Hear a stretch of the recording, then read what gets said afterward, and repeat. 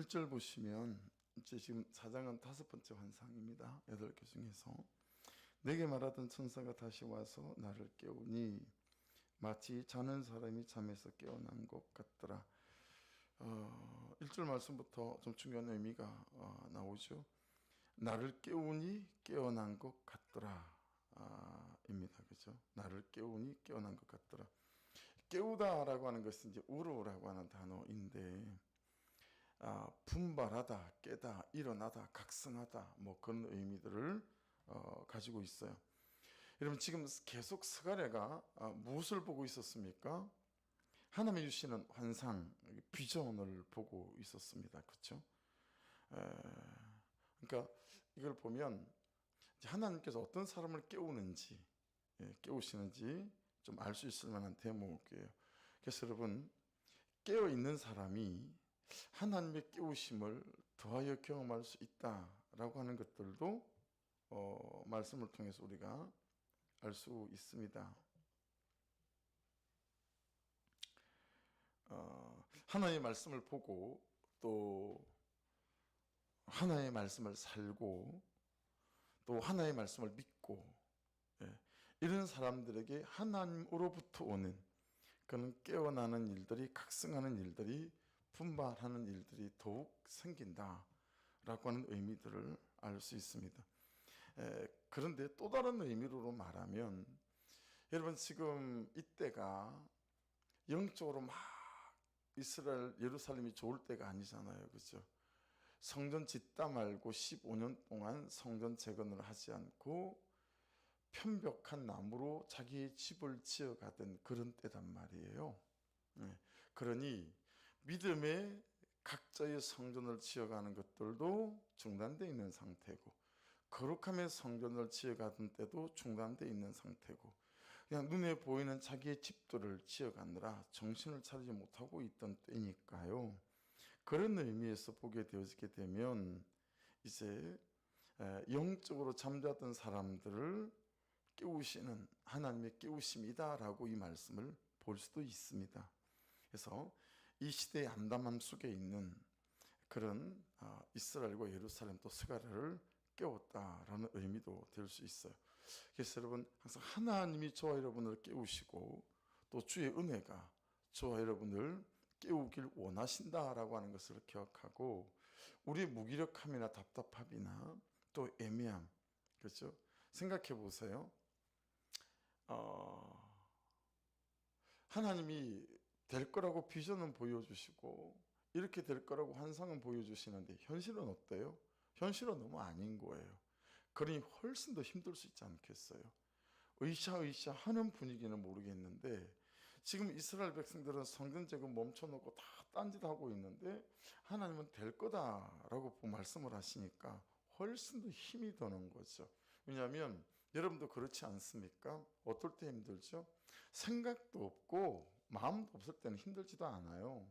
근데 은혜도 있고 어떻게 해야 되는지도 아는데 내 삶은 그렇게 안 사는 거예요. 너무 무기력하게 사는 거예요. 너무 게으르게 사는 거예요. 이때 이제 우리가 힘들어지죠. 자존감도 바닥을 치고, 그렇죠? 아는데 게으름을 부리고 안 하면 훨씬 더 힘들이잖아요. 그런 답답함이 이제 있는 거죠. 스가랴에게도. 근데 그런 스가랴를 하나님이 깨우셨다라고 하는 것을 이제 알 수 있습니다. 그러면서 2절을 보시면 이제 천사의 질문이에요. 그가 내게 묻되 내가 무엇을 보느냐? 그렇게 질문합니다. 여러분 생각해 보세요. 보는 것이 있어야 말을 붙일 수가 있는 거예요.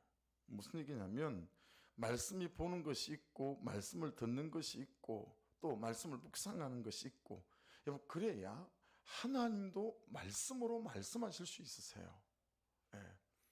그래서 은혜가 없고 힘들고 무기력하더라도 참 목장 가운데 붙어 있고 예배 안에 붙어 있는 것들이 굉장히 중요하죠.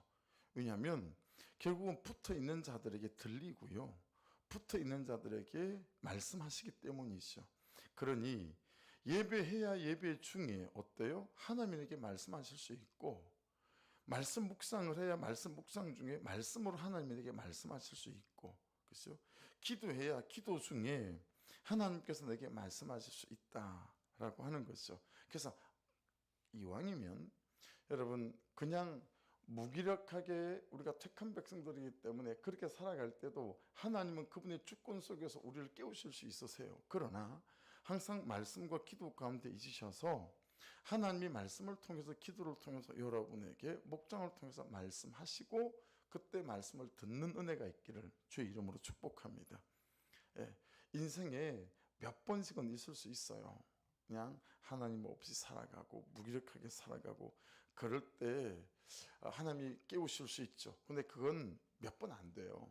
그런 거 말고 항상 말씀을 묵상하고 큐티하고 기도함을 통해서 그 말씀을 타고 항상 하나님께서 말씀하실 수 있는 그런 은혜가 우리 가운데 있어야 되지 않겠습니까? 그렇죠? 그 은혜를 잘 누려가야 되겠다라고 하는 것입니다. 자, 천사가 물었어요. 2절에 천사가 이제 스가랴가 대답해요. 보십시오. 내가 대답하되 내가 보니 순금 등잔대가 있고요.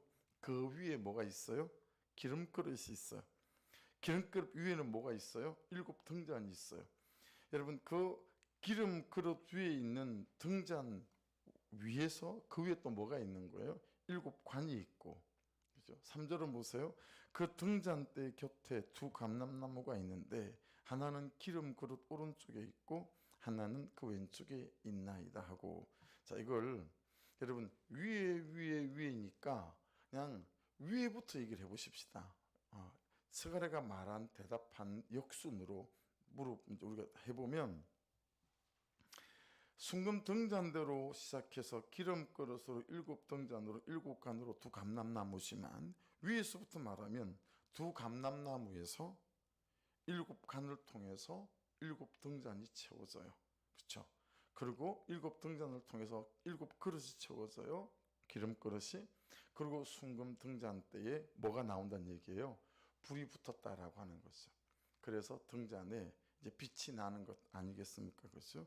그래서 여러분 오늘 여기 말씀에서 이제 첫 번째 우리가 깨달을 수 있는 큰 의미 하나는 뭐냐면 항상 기억하셔야 됩니다.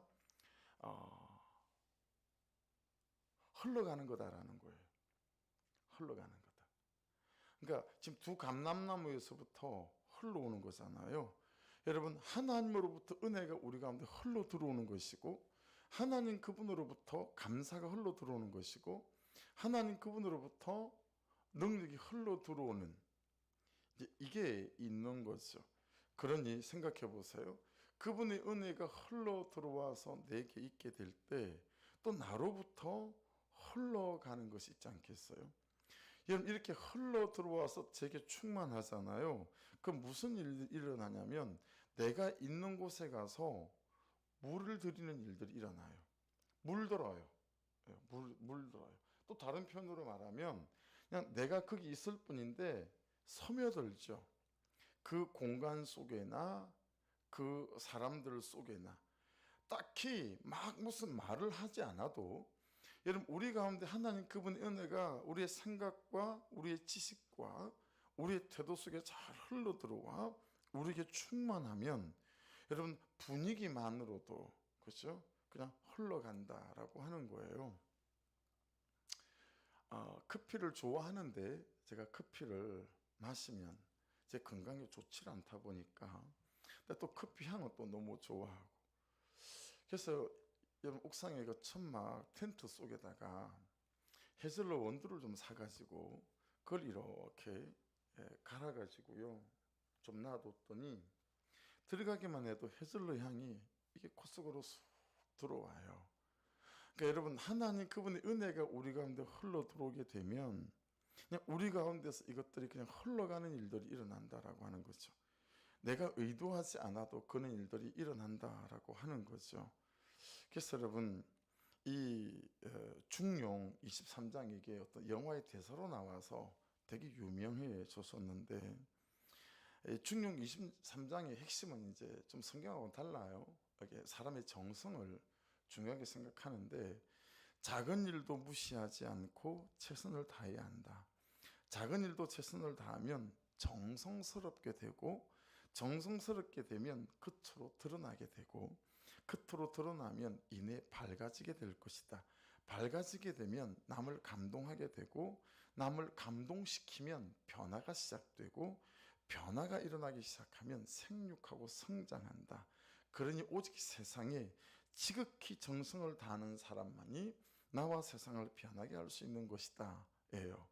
근데 여러분, 성경은 이렇게 우리의 정성을 말하는 게 아니라 하나님 그분으로부터 흘러 들어와야 된다라고 말씀하시는 거예요. 그러니까 여러분, 항상 살펴야 합니다. 하나님 그분으로부터 내게 흘러 들어오는 게 있나? 라고 하는 거, 이게 너무 중요해요. 예. 그래서 자꾸 뭘 채우는 것보다도 더 중요한 것은 하나님 그분으로부터 내게 흘러 들어오는 게 있는 사람이 되어지는 것, 이것이 우리가 가장 유념하고 신경을 써야 될 부분이다라고 하는 거죠. 그래서 그냥 하나님 그분의 은혜로 내가 물드는 거죠. 그 색깔이 무슨 색깔인지는 모르겠으나 물드는 거예요. 그래서 내가 간 곳에서 물을 드리는 거죠. 그분 안에 머무니 내게 스며드는 것이 있는 거예요. 그래서 내 언어 속에, 내 태도 속에 하나님 그분의 것들이 이제 흘러나가는 그런 인생이 되어서야 되는데, 이 일에 우리 연약함이 있죠. 우리 연약함이 있습니다. 현실과 그 사람에 대한 감정과 서운함, 뭐 이런 것들이 이제 우리로부터 흘러가지 못하게 만드는 그런 일들이죠. 그래서 여러분, 사람과 사람끼리도 그렇지 않습니까? 어떤 사람에게는 흘러가요. 근데 어떤 사람에게는 나에게 있는 선한 것들이 흘러가지 않죠. 그렇죠? 예. 그런 것처럼 여러분, 하나님 그분의 은혜들이 우리 가운데, 여러분 가운데 잘 흘러 들어와서 그냥 사람의 제한과 한계를 두지 않고 잘 흘러갈 수 있는 그런 은혜가 있기를 주 이름으로 축복합니다.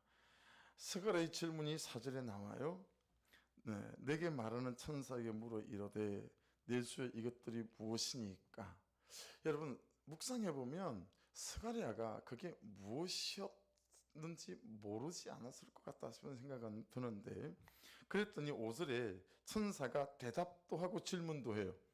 여러분, 이럴 때는 앞에다가 다 제목을 붙이면서 하면 훨씬 이해가 쉬워요. 저는 원고에 다 붙어 있어요. 스가랴의 질문 4절, 5절은 이 천사의 대답과 질문이 함께 있지 않아요? 내게 말하는 천사가 대답하여 이르되 내가 이것들이 무엇인지 알지 못하느냐 하므로, 대답도 하면서 질문도 하잖아요.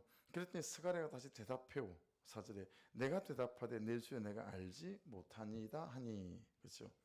여러분, 현실을 보면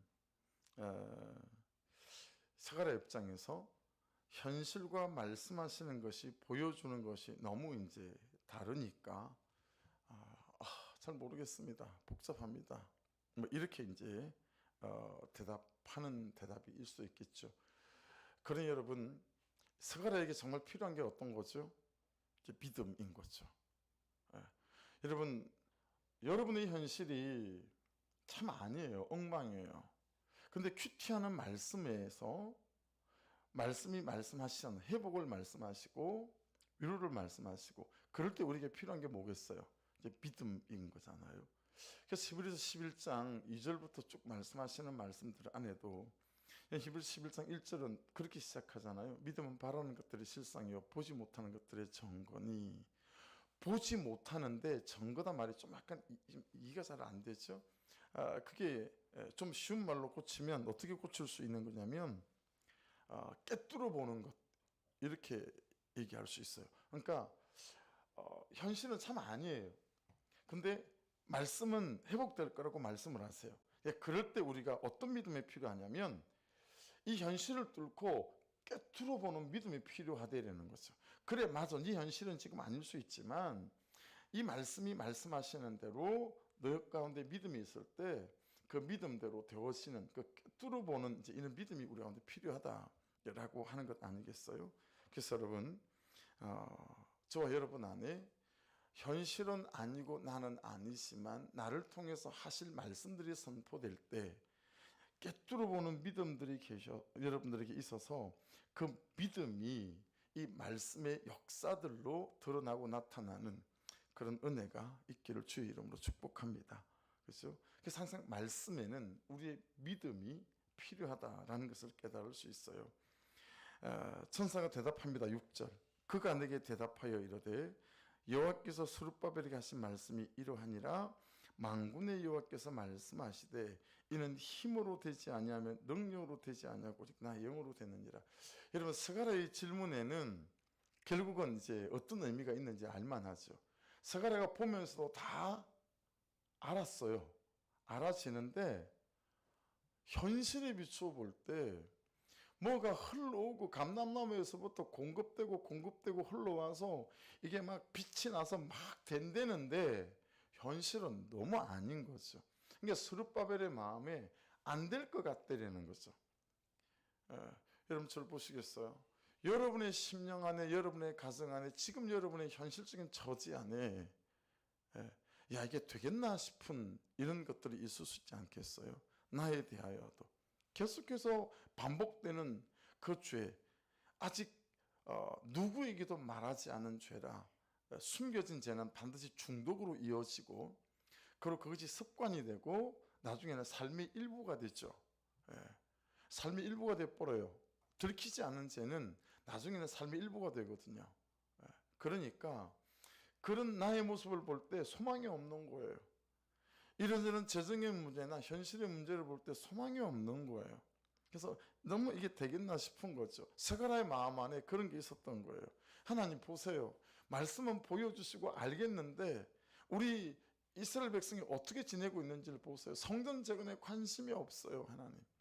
믿음의 재건에 관심이 없고 예배의 재건에 관심이 없어요. 저들은 있는 돈뿐만 아니라 어디서 돈을 그렇게 구워오는지 그 돈을 가지고 그 비싼 백향목을 사가지고 집을 짓고 앉아있는 이 세태를 보십시오. 되겠어요? 이런 고백과 질문이 스가랴 안에 있었다라고 하는 것을 알 수 있죠. 그래서 지금 하나님이 뭐라고 말씀하십니까? 이는 힘으로 되지 아니하고 두 번째 능력으로 되지 아니하고 뭘로 된대요? 오직 나의 영으로 되느니라 그렇게 말씀하십니다.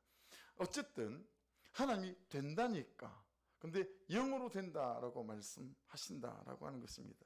그래서 여러분 1차적으로 지금 스가랴의 질문 그리고 천사의 대답 또 스가랴의 질문 또 천사의 대답 이걸 보면서 두 번째 의미를 하나를 붙잡아야 될 게 뭐냐면 이게 흘러내려오는 거구나 라면 두 번째 의미는 물어야 된다라는 거예요. 물어라. 물어야 된다. 여러분 말씀으로 말씀에 묻는 은혜가 있기를 주의 이름으로 축복합니다. 왜라는 단어를 붙여서 왜 이렇게 말씀하실까? 우리의 대답은 말씀에 있습니다. 아멘 하십시다. 우리의 방법도 말씀에 있습니다. 우리의 길도 말씀에 있습니다. 우리의 삶의 방향도 말씀에 있습니다. 할렐루야. 그러니 말씀에 물어야지요. 날마다 물어야지요. 어떤 문제든 물어야지요. 하나님 오늘 이 문제 이 선택 어떻게 해야 될까요? 라고 말씀에 물어야 되는 거죠. 말씀에 물어가는 것이 가장 좋은 길이고 가장 빠른 길이고 정확한 길인 줄로 믿습니다. 그래서 말씀에 묻고 기도로 묻고 목장에 이를 때마다 공동체 묻는 거예요. 그래야 내가 객관화가 되어져서 말씀을 따라갈 수 있어요. 말씀을 따라갈 수 있습니다. 자꾸 공동체에 묻지 않으면 내가 잘 객관화가 되질 않아요. 자기 뜻대로 자기 정욕대로 하고 싶을 때 사람들은 묻지 않는다는 사실을 퀴티하면서 살게 됐어요. 그래서 그냥 아무도 모르게 싹 일을 하는 사람들을 주의해야 합니다. 묻지 않는 사람들을 주의해야 됩니다. 왜냐하면 이런 사람들의 다 계산, 통박이 있어요. 물으면 못하게 할 거다. 물으면 태클을 걸 거다는 사실을 훤히 꿰뚫고 있기 때문에요. 묻지 않아요. 묻지 않고 어떤 일들을 선택하고 쓱 하는 사람이 있죠. 광고처럼. 신세계 광고가 쓱이잖아요. 이거 주의해야 합니다. 내 마음 안에 그런 의도를 여러분 잘 살펴서 드러내야 됩니다. 그래서 묻고 갈 수 있기를 주의 이름으로 축복합니다. 묻고 선택할 수 있기를 주의 이름으로 축복합니다. 묻지 않는 건 교만인 거예요. 묻지 않는 건 오만일 수 있고, 그렇죠? 예. 그리고 또 하나는 뭐예요? 이 스가랴처럼 정직하게 반응해야 되겠다라는 거예요. 묻는 것과 정직하게, 말씀이 나한테 묻잖아요. 말씀이 큐티하면 말씀이 물을 때 내가 정직하게 대답해야 되겠다라는 거예요. 공동체 하다 보면 묻잖아요. 말씀으로. 그럴 때 정직하게 대답하고 반응해야 되겠다. 모르겠습니다. 알겠습니다. 합니다. 안 합니다. 예. 알긴 아는데 순종하기는 싫습니다. 예. 그렇게, 그렇죠? 근데 이걸 이제 다른 식으로, 예. 이걸 자기 이심인 것 같다고 포장을 해요. 아니요, 그게 근본을 따져 들어가면 자기 이심이 아니라 그 죄로부터 시작된 것들이 대부분이거든요. 근데 죄로 말하거나 죄로 인정하지 않고 다른 제목을 붙여서 이렇게 덮어가는 것들이 우리에게 있다라고 하는 것입니다. 여러분, 그래서 오늘 말씀에 말씀합니다. 야, 서가라, 네 마음 알겠는데 네가 아무리 봐도 안 될 것 같지? 근데 있잖니, 힘으로 안 되고 능력으로 안 되지만 이게 나의 영으로는 된다 라고 말씀하시는 거예요. 그 힘 있잖아요. 동그라미를 치시면 하일이라는 단어인데 능력, 부, 재산, 군대, 사람이 가진 모든 것, 사람이 할 수 있는 모든 것을 지칭하는 겁니다. 그 힘이라고 하는 것은 네가 너의 힘으로, 너의 의지로, 너의 방법으로 막 동원해서 열심으로 몰아붙인다고 될 일이 아니다. 서가랴한테 이 말하는 거죠. 우리한테 이 말하는 거예요. 여러분, 지금 여러분에게 어떤 문제가 있는 것들 힘으로 밀어붙인다고, 내 열심으로 밀어붙인다고 될 일이 아니다라고 하는 거예요. 그게 아니고 뭐가 필요한 거죠? 하나님의 영이 필요한 거예요. 그렇죠? 능력이라는 단어도 동그라미를 쳐보세요. 코아흐라는 단어인데 몇 번 소개했던 것 같아요. 여러분, 이것도 힘과 능력인데 사람의 능력을 말하는데, 그래서 이 사람의 능력에는 어떤 의미가 하나 더 붙어 있냐면 작은 파충류라는 뜻이 하나 붙어 있어요.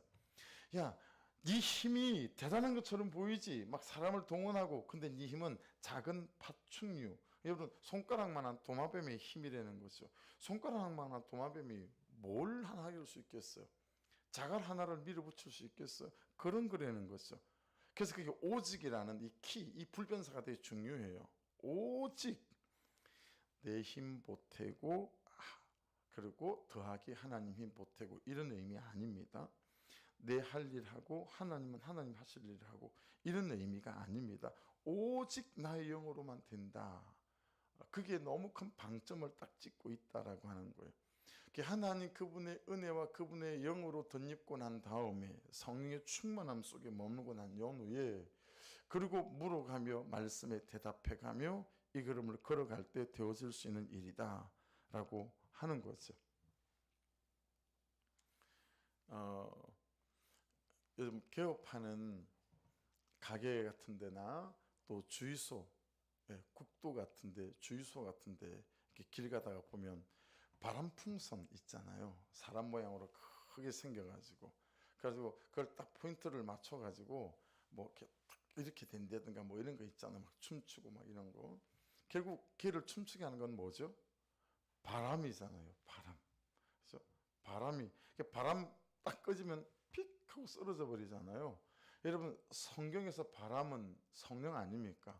우리도 똑같은 거예요. 성령 바람 빠지면 이렇게 돼가지고요, 별 볼 일 없는 거죠. 그러니까 여러분, 항상 위로부터 흘러오는 성령의 바람으로, 은혜의 바람으로 충만할 수 있기를 주의 이름으로 축복합니다. 바람 따라 춤추는 거잖아요, 그 인형이. 그렇죠? 예. 그러니까 여러분, 우리를 걔를 일어서게 만드는 것도 바람이라면 우리를 일어서게 만드는 것은 성령이고 하나님 그분의 은혜인 줄로 믿습니다. 예. 이게 부족한 거예요. 할렐루야.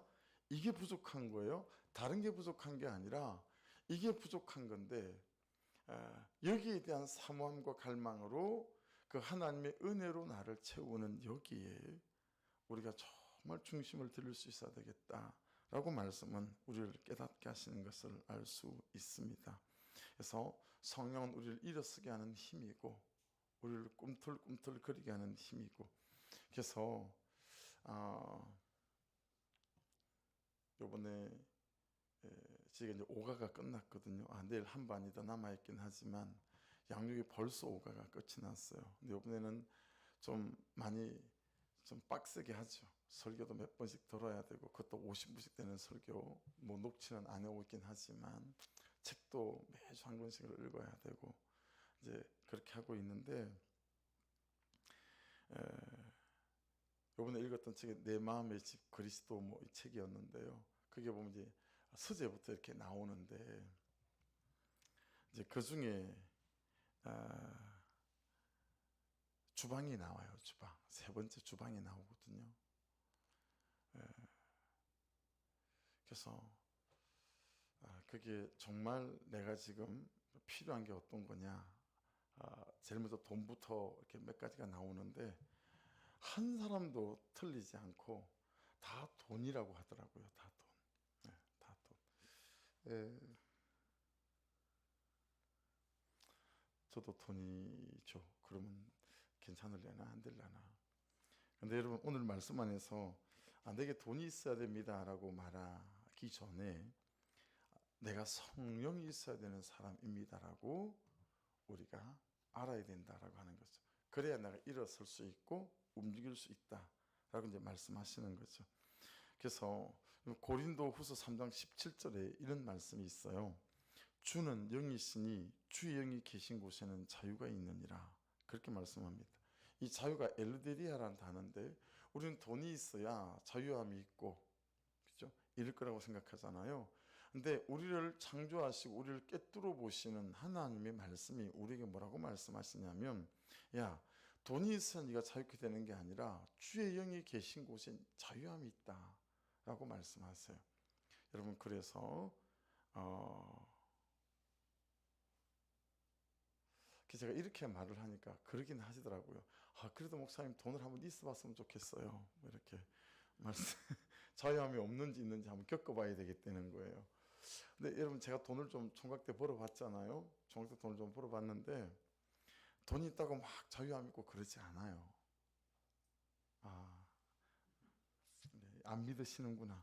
그래서 한번 있어 보시기를 주의 이름으로 축복합니다. 한번 있어 보시기를. 뭐 어쩌겠어요. 어쩌겠어요. 그죠? 있어봐야 뭐 자유함 있겠다고 하니까 어쩌겠어요. 있어 보시기를 주의 이름으로 축복합니다.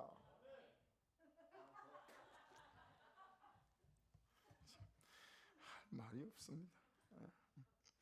7절을 보십시다. 자, 천사의 선포가 나와요. 7절에 천사의 선포. 천사의 대답이 아니라 좀 선포, 그렇게 소제목을 붙였어요. 큰 산아 내가 무엇이냐. 자, 기회를 드립니다. 기회를 한 30초 정도 기회를 드리니까 이 큰 산에는 지금 나의 현실, 나의 절망, 나의 갈망, 나의 고통, 나의 슬픔, 나의 아픔을 다 집어넣으면 돼요. 그래, 지금 큰 산에다가 여러분, 볼펜을 갖고 계신 분들은, 없으신 분들은 마음으로라도 큰 산에다가 지금 한 30분 동안 다 좀 적어 보시길 바랍니다. 다 적으십시오. 죄도 뛰어넘을 수 없는 죄와 중독, 이런 것도 넣어도 될 것 같아요. 큰 산은 내가 무엇이냐 이렇게 했으니까, 자, 30초 드립니다. 시작. 다 좀 넣어보십시오.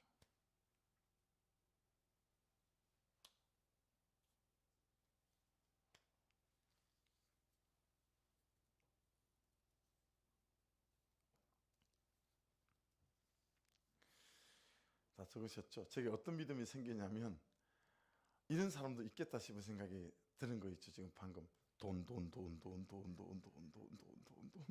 이렇게 적는 사람도 있지 않을까 그런 생각이 들었어요.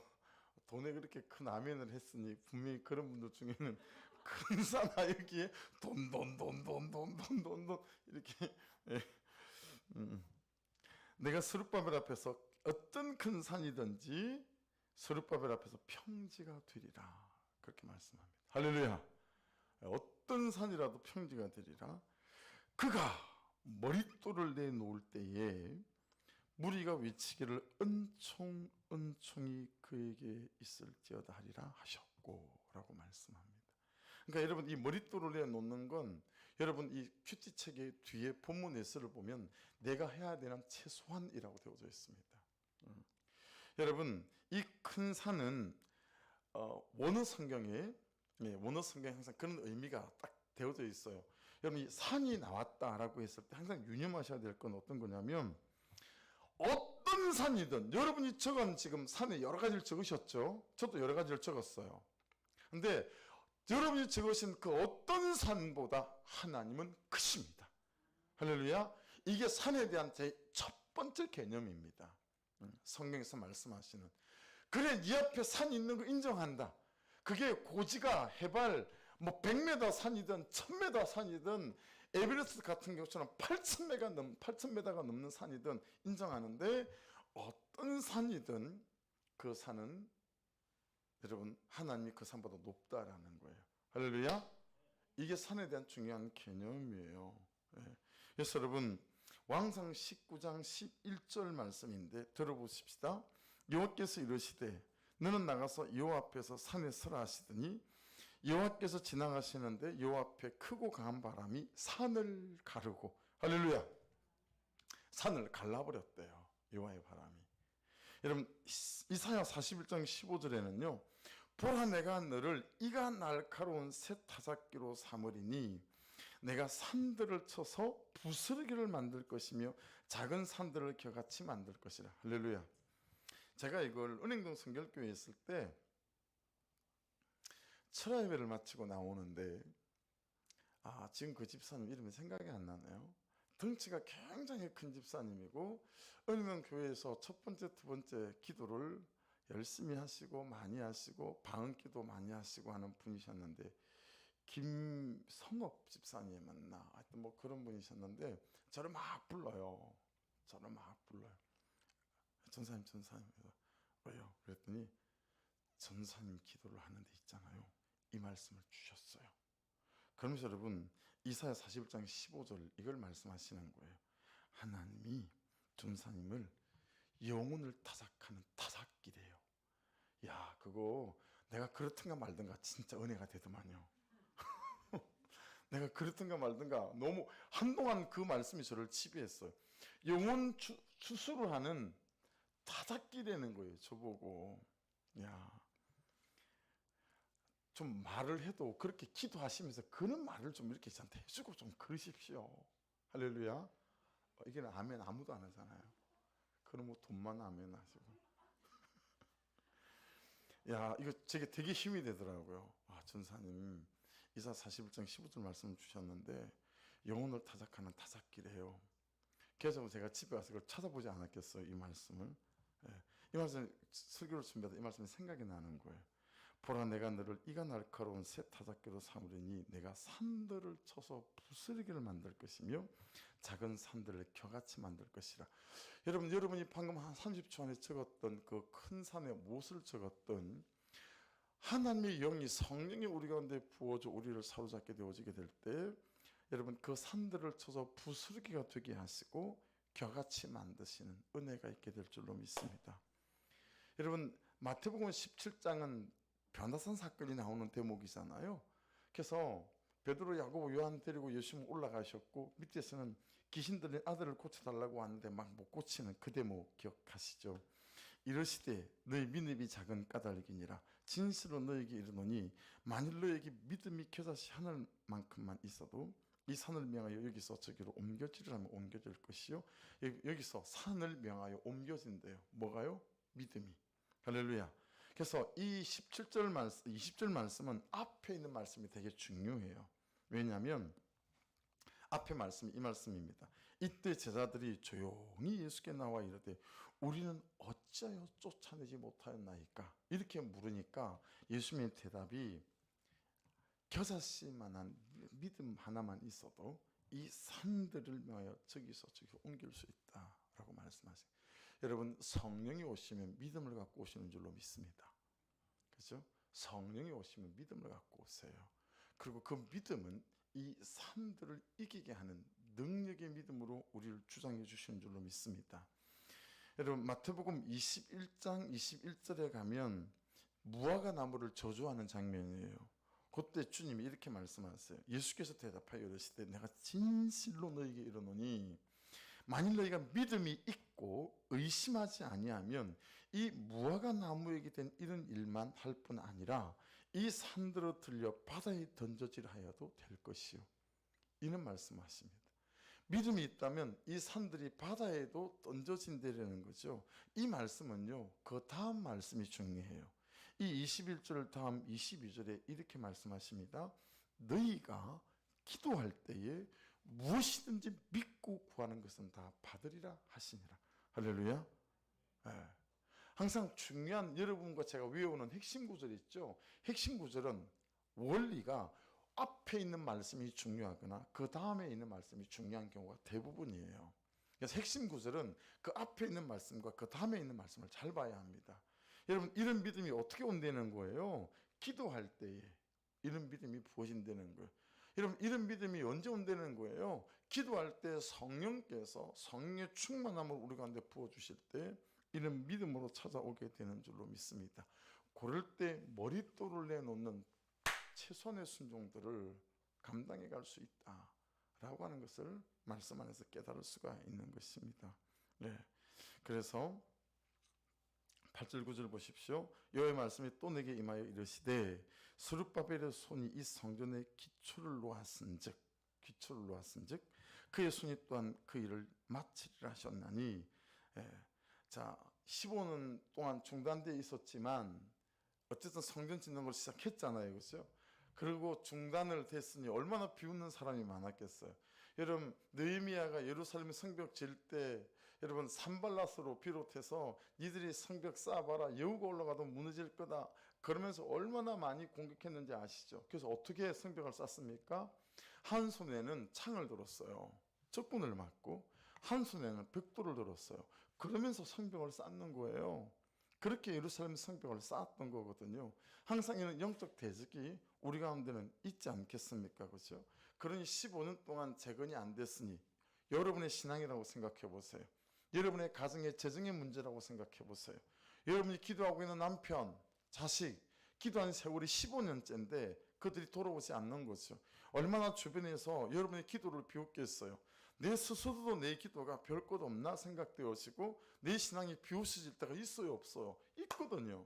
15년 동안 성전 재건이 안 되니까 다 비웃는 거죠. 젖봐라, 별 수 없다, 별통 없다. 예수 믿는 거, 하나님 믿는 거. 저렇게 쫄딱 망했는데 무슨 성전 저거 재건한다고 무슨 뾰족한 수가 생기겠어? 아무 일도 일어나지 않을 거야. 얼마나 많이 비웃었겠어요. 얼마나 많이. 여러분, 다시 스룹바벨로부터 시작된 이 성전 재건이 멈춰 있고 이스라엘 백성들이 자기 집 짓는다고 저러고 있는 모습을 보면 봐라, 쟤들 하나님 믿는다고 하는 저 신앙 별거 없다, 저거 아무것도 아니다, 완전 종이 호랑이다. 얼마나 그랬겠어요. 여러분, 오늘을 사는 우리라고 이런 비웃음을 당하지 않겠어요? 예, 그렇죠? 아니, 오형제고 팔남매고 막 이런데 그 중에 목사인 내가 제일 못 산다고 생각해 보세요. 여러분도 그런 경우 있잖아요. 명절 때 딱 모이면 다 예수를 안 믿는데 예수 믿는 나만 항상 힘들어. 그거 가족들이 다 알아. 얼마나 우리를 비웃는 마음들이 있겠어요. 여러분들이 현실적인 얘기 아닙니까? 지금 그런 거예요, 지금. 그런데 성전 기초를 놓았은즉, 그러니 여러분 말씀하실 때 순종하시는 게 중요합니다. 시작하면 끝마치게 하신답니다. 할렐루야. 15년이 멈춰졌던 20년이 멈춰졌던 여러분의 기도가 멈추지만 않는다면, 믿음이 멈추지만 않는다면 하나님은 시작하신 일을 하실 줄로 믿습니다. 그러니 여러분, 아무것도 없어도 아무것도 안 되는 것처럼 보여도 그분이 감동 주시면 시작할 수 있기를 주의 이름으로 축복합니다. 스룹바벨의 손이 이 성전의 기초를 놓았은즉 그의 손이 또한 그 일을 마치리라 하셨나니 만군의 여호와께서 나를 너에게 보내신 줄을 내가 알리라 하셨느니라. 할렐루야. 오늘도 이세아 목사님이, 동기 목사님이 이제 전도하러 오셨잖아요. 화요일은 또 일산에 다른 교회를 전도하러 갔어요. 또 다음 주부터인가는 또 다른 목사님을 통해 요청이 있어서 저 강경, 아세요? 논산 밑에 강경. 거기에 우리 성결교회 중에서 제일 오래된 교회 중에 하나, 한 110년 된 성결교회가 있어요. 근데 성도들이 다 60대, 70대 할머니들밖에 안 계신대요. 이제 그 목사님이 거기 가신 지 5년쯤 됐는데 좀 전도를 하기 원하셔서 이 2달간 목사님을 초청을 했어요. 그래서 토요일 내려가셔서 성도들하고 같이 전도하고 이제 전도의 거물을 좀 만드는 작업을 좀 하고 싶어 하셔가지고 그래서 특수 목회를 하시는 거죠. 예, 특수 목회를 하시는 건데 그분이 이제 전도에 대해서 이렇게 이제 우리 전도하기 전에 잠깐 일찍 오셔서 오늘 같이 식사하시고 커피 한잔 이제 제 옥상 제 방에서 하는데 이렇게 나누면서 맞아요 목사님, 전도해 온다고 다 되는 게 아니죠, 그렇죠? 전도해 오면 목사님 말씀대로 설교도 좋아야 하고 아이들을 케어할 수 있는 것도 있어야 되고 뭐 제가 말한 거에 이제 가시면 이런 것도 목사님 좀 잘 돌봐 드려야 되지 않을까요, 그 교회를? 그 얘기를 했더니 그런데요 목사님, 그러면서 이제 목사님 얘기를 하는 거예요. 그런데요 목사님, 다 없고 다 안 돼도 그래도 주님의 요구는, 제가 성경을 읽으면서 이 영혼을 위해서 전도하는 그게 주님의 요구인 것 같아요.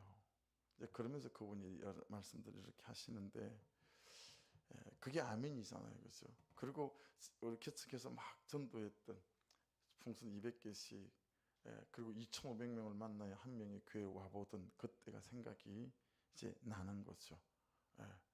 그러면서 제 마음에 다시 좀 마음이 일어나는 것이, 불 일어나는 것이, 맞다, 올해 파주시 도시 분양하기로 했었지. 하나님 후반기에는 정말 이 파주시를 좀 분양할 수 있는 은혜를 주십시오. 그래서 성도들 안에서 목사님 제가 금촌 1만 세대 그 단지는 제가 분양받겠습니다. 그래서 일주일에 한 2번씩 그게 단지를 다 돌면서 땅밟기 기도도 하고 몇 동 손 얹고 기도도 하고 그 일주일에 한 번씩은 거기에서 분빵도 나누고 전도도 하고 또 누구는 또 저 팜스프링에 가서 하나님 이런 일들 일어나게 도와주십시오 막 이런 기도가 되는 거 있죠. 왜냐하면 이 도시와 이 도시를 자유케 하리라. 우리가 여러분 이런 모양이든 저런 모양이든 제가 생각해 본 거예요. 내가 성전의 기초를 놓은 건 뭘까? 이 말씀을 주시자마자 제가 했던 건 이제 새벽에 일어나서 막 기도하는 거랑 금요일 마치고 나면, 오늘 마치고 나면 막 문산으로 파주로 뭐 또 그죠 봉일천으로 막 돌면서 기도했던 그게 내가 성전의 기초를 놓았던 건데 내가 계속 잘하고 있나 돌아보게 되어지고 시작하게 하셨으니 마치겠구나 뭐 이런 이제 감동이 다시 일어나는 거예요. 그래서 여러분 빌립보서 1장 6절에 이렇게 말씀합니다. 너희 속에 착한 일을 시작하시니가 그리스도 예수의 날까지 이루실 줄을 우리가 확신하노라. 할렐루야. 예. 여러분 말씀 주실 때 순종하는 척도를 놓으시면 하나님께서 그 과정을 이끌어 가셔서 되게 하시는 역사가 나타나게 될 줄로 믿습니다. 재정을 부어주시고 사람을 붙여주시고 할렐루야. 그래서 말씀하신 것들에 대해서 항상 성전의 첫 기초를 잘 놓아가시는 은혜가 있기를 주의 이름으로 축복합니다. 보세요 10절에 작은 일의 날이라고 멸시하는 자가 누구냐. 제가 처음에 그 슬로건을 주셔서 그런 생각했거든요. 이 도시와 이 도시의 영혼을 자유케 하라. 그래서 하나님 이 지역의 큰 교회 이름을 다 제가 하나님한테 말씀해 드렸어요. 하나님 이 교회도 있고요, 이 교회도 있고 이 교회도 있어요.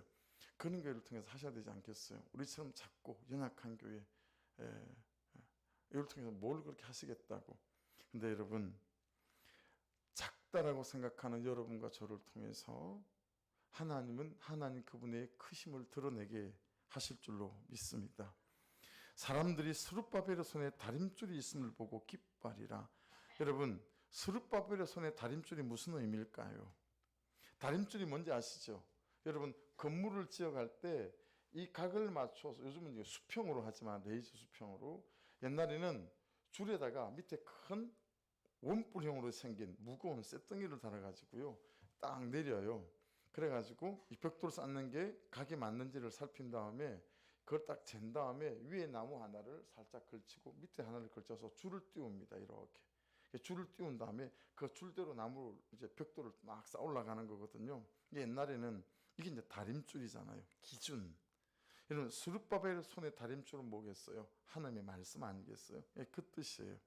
여러분 아무리 작고 미미해 보여도 여러분의 시작이 말씀에 근거한 시작이라면 여러분의 미미한 그 시작을 주께서 쓰실 줄로 믿습니다. 그렇죠? 예. 그래서 말씀에 따라서 미약해 보이지만 가만가만 오늘 말씀이 뭐라 그러셨지? 그리고 아버지께서 오늘 내게 하라고 일러주신 그 일, 요한복음 17장 4절, 그것 가지고 하나님을 영화롭게 하는 삶, 일상 속에서의 순종이 여러분 마지막 도를 놓게 하시고 이루시는 역사로 매듭지어 주실 줄로 믿습니다. 스가랴의 질문이 11절에 또 시작돼요. 내가 그에게 물어 이르되 등잔대 좌우의 두 감람나무는 무슨 뜻이니까? 또 질문합니다. 다시 그에게 물어 이르되 그 금기름을 흘리는 두 금관 옆에 있는 이 감람나무 두 가지는 무슨 뜻이니까? 이렇게 또 물어요. 그렇죠? 그래서 천사가 대답하고 질문하고 스가랴의 대답이 13절에 있습니다. 그가 대답하여 이르되 내가 이것이 무엇인지 알지 못하느냐 하는지라 내가 대답하되 내 주여 알지 못하나이다. 스가랴가 대답한 거죠. 14절 이르되 이는 기름 부은 받은 자 둘이니 기름 부은 받은 자 온 세상의 주 앞에 서 있는 자니라 하더라. 그래서 여러분 신학자들은 이것을 예수 그리스도하고 성령님으로 잘 해석합니다. 기름 부은 받은 자. 여러분 이게 무슨 뜻이에요? 지금 11절부터 공급하신다라는 거예요. 공급하신다. 그래서 계속적으로 공급하시고 흘러오게 하신다라는 거죠. 여러분 우리는 우리에게 공급하신 은혜를 공급하시고 능력을 공급하시는 하나님 그분이 계시고 우리 주님이 계시고 성령님이 계신 줄로 믿습니다. 이 15년 동안 성전 재건이 되지 않고 머물러 있는 이것이 될 수 있는 방법은 공급하시는 하나님 그분으로부터 흘러오는 은혜와 믿음을 통해서 다시 우리가 세워져 가고 일어날 수 있다라고 말씀은 오늘 우리를 격려하고 있음을 깨달을 수 있습니다. 그러니 이 공급하시는 하나님 그분 안에 여러분 우리가 우리의 삶의 현실들을 내어놓고 이 밤에 기도하시기 원하고, 그리고 여러분이 시작하신 일이 있다면, 그런데 지지부진하게 멈춰선 일이 있다면 여러분 그 일들을 다시 시작할 수 있는 위로부터 공급되어지는 은혜가 여러분 가운데 충만할 수 있기를 주의 이름으로 축복합니다. 여러분 하나님께서 말씀하신 일들이 여러분의 최선이 있기를 원하고 정성이 있기를 원하고 여러분 성령 충만하여 그 일들을 감당해내는 은혜가 있기를 주의 이름으로 축복합니다. 기도하겠습니다. 말씀 붙잡고 같이 기도하겠습니다.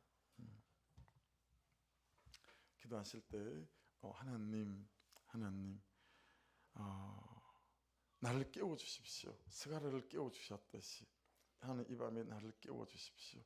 내 메마름, 내 머뭇거림, 내 적당함, 이걸 좀 깨워주십시오. 그리고 흘러오는 것이라 하셨으니 이 밤에 지성소로부터 주의 은혜가 내 심령 안에, 내 감정과 내 생각 안에 흘러 들어오게 도와주셔서 하나님 참으로 은혜에 물들고 성령에 물들어서 멈춰 서 있는 그곳에서 내가 다시 시작할 수 있는 아버지 그런 시작을 기초돌을 놓을 수 있는 순종에 있게 도와주옵소서.